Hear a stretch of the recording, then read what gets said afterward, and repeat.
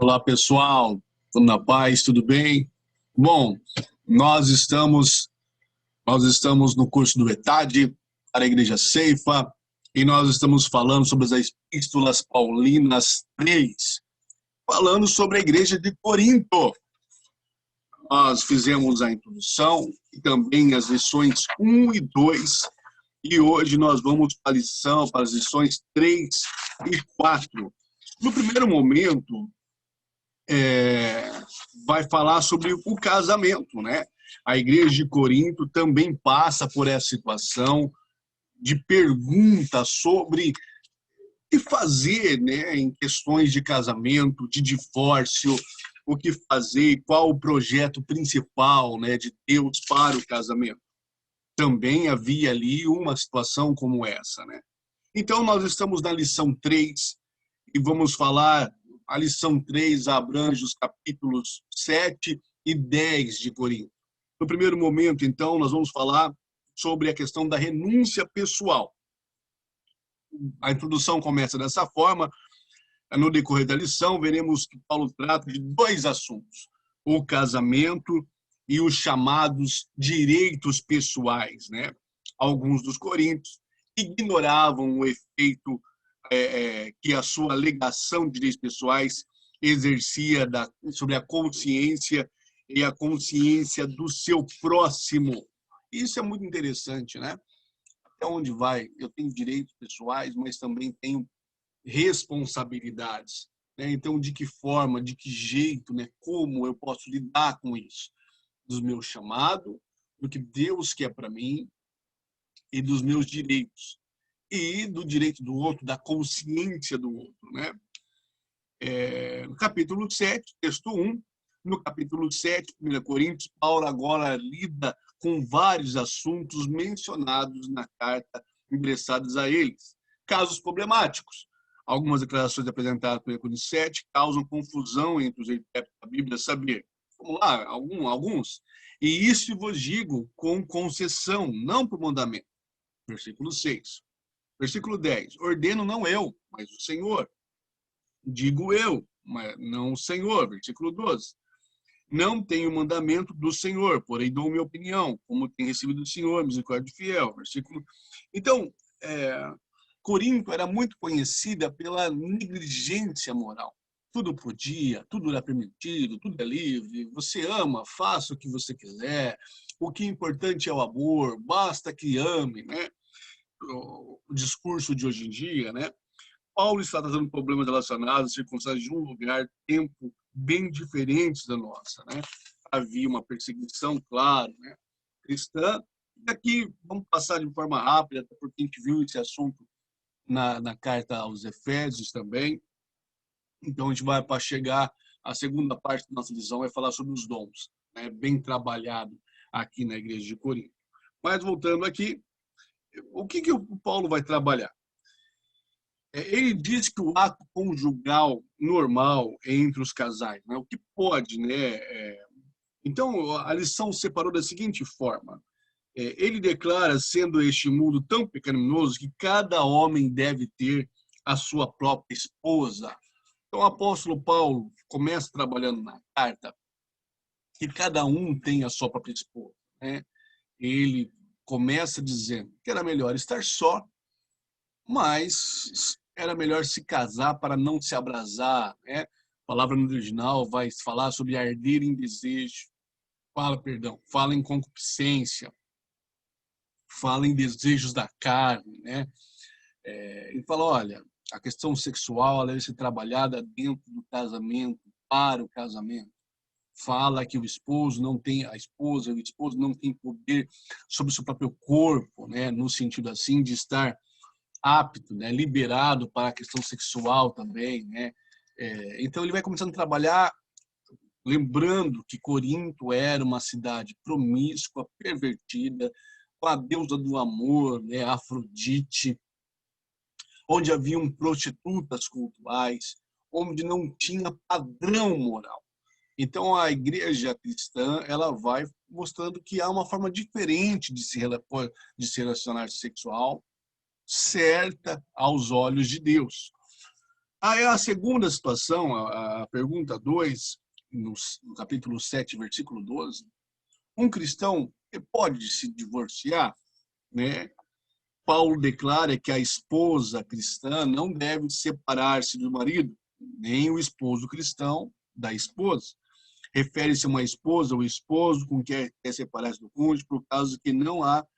Refere-se a uma esposa ou esposo que deseja separar-se quando não há infidelidade conjugal. Caso ocorra tal separação, um mandamento para o cônjuge é que não se case ou que se reconcilie-se com seu marido. Se o motivo da separação não for infidelidade conjugal, os cônjuges não podem casar com outra pessoa, biblicamente falando. O cônjuge membro da igreja que assim fizer transgredirá os preceitos bíblicos e deve sofrer a disciplina da igreja. Então, a Bíblia e a maioria das igrejas cristãs, ela vai defender que o divórcio não aconteça. Mas se acontecer, que seja quando não houver perdão por causa da infidelidade conjugal. E o apóstolo também vai defender caso seja abandonado, né? Caso um dos cônjuges saia de casa, deixe a família, abandone a família, né? Também ele vai defender essa situação. É lógico que eu não vou entrar aqui de uma forma total, porque a gente já viu isso na igreja de Éfeso, vocês, né, têm os seus pastores, né, a igreja que, né, bíblica que é a igreja Ceifa, mas rapidamente passando sobre isso, tanto nos evangelhos quanto algumas cartas é defendido esse modelo, que hoje se abriu mais a questão, hoje se coloca junto com o adultério ofensas no sentido de agressões físicas, né? Eu acredito que cada caso é uma situação para o pastor da igreja ver junto com o casal. A igreja cristã defende o casamento, a igreja defende que não haja divórcio. Porém, nessa caminhada, né, cada caso pode ser lido, trabalhado e orado junto. Mas, com certeza, a igreja cristã sempre vai defender o casamento, com cuidado de conversar e olhar, né, cada casal, cada situação. A Bíblia vai defender que se houver um divórcio não causado pelo adultério, que o cônjuge não case de novo. Na maioria das vezes, aquele que foi ofendido pelo divórcio, a igreja protestante ou a igreja pentecostal acaba liberando o cônjuge que sofreu o adultério, que foi traído, podendo casar de novo. Aquele que cometeu o adultério quase sempre é excluído, quase sempre é colocado de lado e trabalhado para a renovação e recuperação. Ok?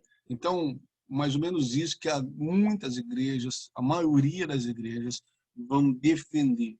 Com certeza há, vamos dizer assim, divergência na leitura desse texto, mas a maioria das igrejas vai defender essa posição. A pergunta 3, quando um dos cônjuges se converte, a vida com o cônjuge incrédulo deve continuar normal? Aconteceu isso também, né? Aconteceu isso também. A pergunta feita, eu sou crente, e, aliás, eu me converti, minha esposa não, eu devo continuar com ela? Ou ao contrário, a esposa converteu, o esposo não. O apóstolo fala, sim, a não ser que o incrédulo se aparte, né? A não ser, mantenha o seu casamento, ore por aquela pessoa que não se converteu até ela a encontrar-se com Cristo, né? Mas, insisto, esse também é um assunto nossos pastores, se tiver alguma dúvida, pode tirar com eles, e eu também, claro, me coloco à disposição. Na passagem, na transição, o apóstolo Paulo vai trabalhar a questão da renúncia pessoal. E daqui a algumas situações, né, que eu quero pegar uma situação nesse sentido. Né? A renúncia pessoal, ela vai muito além da questão de conceito de cada um. Porque, vamos lá, vamos colocar o problema que foi colocado aqui. O problema levantado era a questão da carne sacrificada aos ídolos. Carne sacrificada aos ídolos. A pergunta foi feita assim, porque o contexto era, matava-se um boi, oferecia-se a algum deus pagão, no caso Afrodite, e a carne ia para onde? Ia para o mercadão da cidade. Ia lá vendido lá, quilo, arroba, sei lá, era lá vendido. Aí eu vou lá e compro essa carne, mas ela foi sacrificada a ídolos. O que eu faço? O apóstolo Paulo diz assim que o ídolo nada é. Ora lá, aquela carne ali, ó, manda para dentro, faz um churrascão. Só que daí ele diz assim, se teu irmão, que não tem uma consciência tão boa como a sua, souber, não vá perder o seu irmão por causa dessa carne, então não coma. E ele faz isso chamando, a lição vai chamar de renúncia pessoal. Quando você abre mão de algo pela vida e a conversão da outra pessoa. Hoje nós estamos brigando por muitas coisas supérfluas, né? Que não são fundamentais à fé. Então, nós podemos ter mais tranquilidade com a consciência dos mais fracos, tendo tranquilidade também de separar o que é mandar na vida, a consciência dos outros mandar na sua vida, e o que é perder um irmão. Então, acho que o meio termo ele é necessário nisso, né? Porque você pode também ser dominado pelo que os outros pensam. E seria um erro. E do outro lado, você pode não estar nem aí com o que os outros pensam e mandar ver, que também seria um erro. Então, é sempre bom ter meio termo, equilíbrio, né, nas decisões e que elas sejam bíblicas. E quando você for confrontado com algo que você acredita, é bíblico, que você está tranquilo, mas o outro ainda está a passos devagar para chegar lá, e essa paciência e consciência que aquele irmão chegará lá e esperá-lo, né, no caminho. Me fiz entender? Então o apóstolo Paulo defende isso. Né? Cuidado com a consciência dos mais fracos. E daí ele fecha falando do exemplo do apóstolo Paulo de renúncia pessoal. O apóstolo Paulo, sem dúvida alguma, é uma referência de renúncia, né? De toda a formação dele. Ele fala que considerou como esterco, né? Diante da salvação em Cristo Jesus, diante da grandeza da salvação. A formação dele judaica não era nada. Nós não somos, a nossa formação, o nosso ponto de vista, tem gente que quer estar certo, né? A qualquer custo. Não representa nada diante da gloriosa salvação de Cristo Jesus. Amém, queridos? E nós entramos na lição número 4, aí sim nós vamos trabalhar com os slides a questão dos dons. A lição número 4 vai trabalhar os dons espirituais e os ministérios, e é isso que eu quero trabalhar com vocês. Bom, eu coloquei alguns slides aqui, alguns tópicos que nós vamos trabalhar, que já estão na lição também, e outros são acréscimos, são adendos, são aí um plus, né, para encaixar. Os dons não são para elitizar o crente. A igreja de Corinto vai falar que tinha muitos dons. E até ele faz, né, uma ironia, porque como tinha dons, tinha tantos problemas, né, tinha tantas divisões, tinha tantas dificuldades, né? Então, a lição vai começar dizendo que os dons não são para elitizar o crente, colocar o crente numa elite, e aqueles que não têm, né, uma porcaria de crente, né? Não é para isso. Então, a lição trabalha mais ou menos a nossa introdução, que a igreja de Corinto é localizada numa cidade comercial, próximo ao mar, nós vimos isso, né? Sendo uma das mais importantes do Império Romano. Corinto era uma cidade economicamente rica, porém marcada pelo idolátrico, nós vimos isso, né? Paulo tratou a abundância da manifestação de dons. Início, né? Ele já começa falando, foi essa a ironia que ele fez, 1 Coríntios 1,7.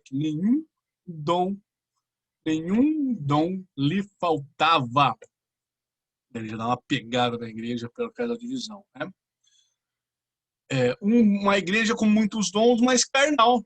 É possível? Ou como é possível, né?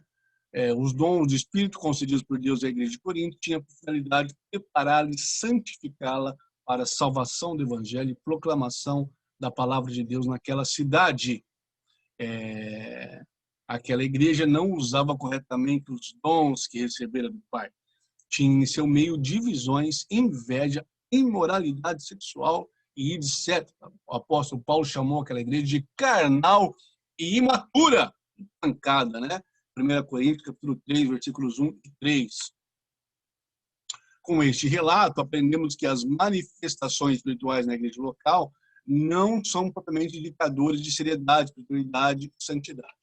Contextualizando, nós somos uma igreja, né? A igreja Ceifa, a igreja Destin, Life Church, igrejas que tem aqui em Destin, igrejas nos Estados Unidos, separado como igreja que crê que os dons são para hoje e igrejas que não acreditam que os dons são para hoje. São chamadas de cessacionista, né? Ou seja, os dons cessaram. Foi para aquele momento do Novo Testamento, né? Hoje não há mais. Você está uma igreja presbiteriana, né? Ela não acredita que os dons são para hoje. Nós cremos que alguém pode ser batizado, nós cremos que alguém pode ter o dom de revelação, nós cremos que alguém pode ter o dom de profecia, nós cremos que alguém pode ter dons para hoje, 2020. Nós cremos. Só que Corinto também tinha, e o apóstolo Paulo separa o que é verdade e o que é forçação de barra. Ele vai trabalhar que a identidade do cristão não são os dons, é a santidade, é a prática, é as suas ações. Você pode falar língua estranha, você pode ser um profeta e ser corrupto. Nós vamos ver isso aqui, né? Que os dons, olha lá, uma igreja onde predominam a inveja, a contenda e dissensão, nem de longe pode ser chamado de espiritual, mas de carnal. Dom não é sinônimo de superioridade espiritual. Muitos creem erroneamente que irmãos agraciados com os dons da parte de Deus, por isso são mais espirituais que os outros. Com a mensagem de Jesus, possa ressoar em nossa consciência e convencer-nos que os dons não são garantia de espiritualidade genuína. Havia uma parte da igreja de Corinto que eles se gabavam de ter aqueles dons. O apóstolo insiste que não é assim. Versículo Mateus 7:22, muitos dirão naquele dia, Senhor, Senhor, não profetizamos nós em teu nome? E em teu nome não expulsamos demônios? E em teu nome não fizemos muitas maravilhas? Então lhes direi abertamente, nunca vos conheci, apartai-vos de mim, vós que praticais iniquidade. O Senhor Jesus está defendendo, falou, olha, não é esse a sua identidade, né? Não é esse a sua carteirinha, não é. É a sua prática. Ele fecha com isso. Vocês expulsaram demônios, profetizaram no meu nome, fizeram maravilhas, mas apartai-vos, vós que praticais a iniquidade. Nós vamos defender que os dons são irrevogáveis. Alguém pode cair, estar em pecado e os dons continuar. E isso não quer dizer que está agradando a Deus, isso não quer dizer que Deus está ali. Muitas pessoas que Deus está assinando embaixo, né? Às vezes Deus vai fazer algo em amor à pessoa que está recebendo e não àquela que está ministrando. Então tem uma clara diferença. Vamos continuar aqui. Aqui vamos dizer assim, um esboço, né, desses dons. Nós estamos em 1 Coríntios e lá ele vai trabalhar a palavra da sabedoria, a palavra da ciência, dom de fé, dons de curar, discernimento, variedade de línguas. Efésios 4:11, nós vimos também, apóstolos, profetas, evangelistas, pastoria e ensino. Romanos, ministério, exortação, contribuição, administrar, misericórdia, são dons, né? 1 Coríntios 12 vai falar de dom de socorro, de ajuda. Outros dons, dom de artesanato, dom do martírio, né? Que aí vai fazer essa diferença. Tá aí esse slide bem interessante. Alguns dons de serviço, Romanos 12, né? Que profecia de acordo com a fé, capacidade de falar em nome de Deus, revelar sua vontade, serviço, né? Capacidade sobrenatural de dar ajuda para os outros, de ensino, capacidade de descobrir e transmitir a verdade de forma convincente, encorajamento, de confortar e animar os outros, contribuição, capacidade sobrenatural de levantar e doar bens materiais para a obra e ministério, liderança, misericórdia, né? Enfim, tem dons. Aqui, no 1 Coríntios 12, esses dons mais trabalhados, né? Mensagem de sabedoria, mensagem de conhecimento, dá uma olhadinha que você vai achar interessante também no Efésios 4, tem essa tabela, né? Os dons do Espírito Santo são concedidos pela graça divina, eles não devem ser usados para elitizar o crente. Então, não se deve usar os dons contra a igreja e contra Deus. É sempre em prol, para abençoar o corpo. Pense nisso. Muitos estão se utilizando dos dons de forma interesseira, egoísta. Tem gente enriquecendo com dons. Os dons não são para elitizar o crente, também não são sinal de superioridade espiritual. Na segunda situação da lição, para que é o dom, né? Edificar a si mesmo e os outros, né? Então, Paulo diz na 1 Coríntios 14, fala em língua estranha, quem fala em língua estranha edifica a si mesmo. O apóstolo estimula os crentes da igreja de Corinto a cultivar essa devoção a Deus através de falar em línguas, com o objetivo de edificar a si mesmo. Não é pecado, você está edificando a sua vida quando lê a Bíblia. Você está edificando a sua vida quando ora. Falar em línguas edifica também. Isso não significa que o apóstolo dos gentios proíba falar em línguas publicamente, mas ao fazê-lo de maneira devocional, o crente batizado com o Espírito Santo, ele edifica-se no seu relacionamento com Deus. O apóstolo está chamando a atenção.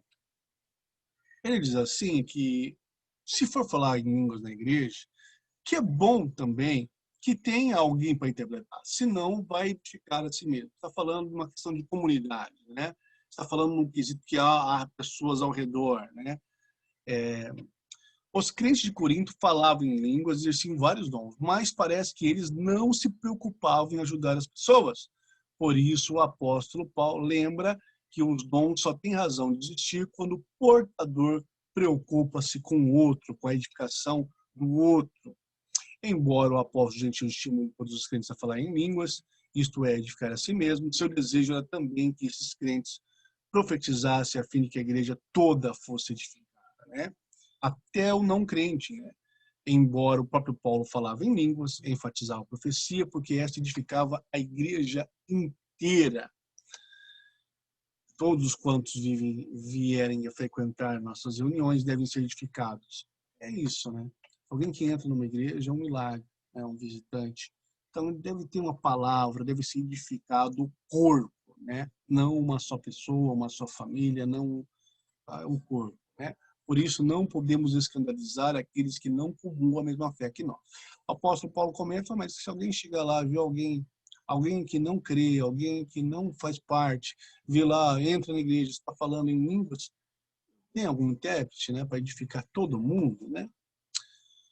Os dons só têm uma razão de existir na vida do crente, edificar a vida do outro e o irmão em Cristo. É isso mesmo, né, gente? A igreja serve para abençoar a todos, é um plural, né? Nunca é pessoal, nunca igreja egoísmo, igreja egoísta, igreja não tem nada a ver, né? Não tem essa somatória. Pense nisso, as dádivas divinas não são concedidas pela graça e devem ser utilizadas com sabedoria e santidade, a fim de que o nome do Senhor seja exaltado e todos os membros do corpo de Cristo sejam edificados. Para fechar, queridos, para fechar as lições 3 e 4, desse momento do etádio, falando do terceiro momento das cartas do apóstolo Paulo, os dons da igreja, os despenseiros dos dons e o arquiteto do corpo de Cristo. Paulo mostra que quando os dons são utilizados com amor, todo o corpo de Cristo é edificado, ou glória, né? Claro, conforme diz Thomas Huber, parafraseando Paulo em Efésios 4,16, os membros do corpo, cada qual com sua própria função, concedida pelo Espírito, cooperam para o bem de todos. É isso mesmo, né? O corpo de Cristo é o propósito dos dons. Os dons servem para abençoar. O amor é essencial para os dons espirituais alcançarem seu propósito. Sem amor, certamente não haverá edificação. Há um ambiente favorável na sua igreja, no seu corpo, para que uma líder que trabalhe com crianças cresça, ou ela vai ser tolhida, podada, porque vão ficar com inveja? Há uma, há uma, eu estou falando de modo geral, viu? Estou falando amplo, né? Estou trazendo algo para nós, né? Todas as igrejas, né? O corpo de Cristo de modo geral.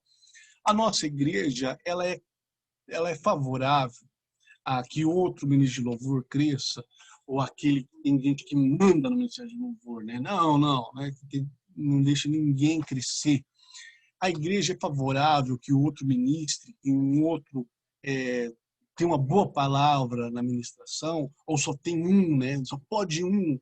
Então a igreja ela deve ser um campo, né, para florescer os dons, para que a igreja floresça e não um só mande em cada departamento, tenha dono. E ai, se você fizer melhor que ele, isso é uma pena, não tem nada a ver com Cristo, nem com a sua igreja.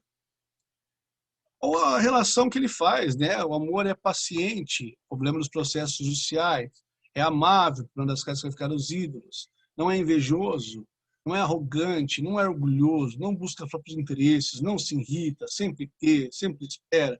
O apóstolo Paulo faz esse lindo momento, né? Que ele compara o que é o amor, o que Corinto estava fazendo, né? Muito interessante. O segundo ponto, os sábios arquitetos como de Cristo. Deus levanta homens e mulheres para edificarem espiritual, moral e doutrinamente a igreja local. A igreja é o edifício de Deus. Os ministros, sábios e arquitetos, fundamento já está posto pelos apóstolos. A igreja é o fundamento de Deus, o edifício de Deus, né? O fundamento, né, Jesus Cristo. A igreja está lá para crescer, né? Nós somos o corpo. Os ministros têm que tomar cuidado com as pedras assentadas, né?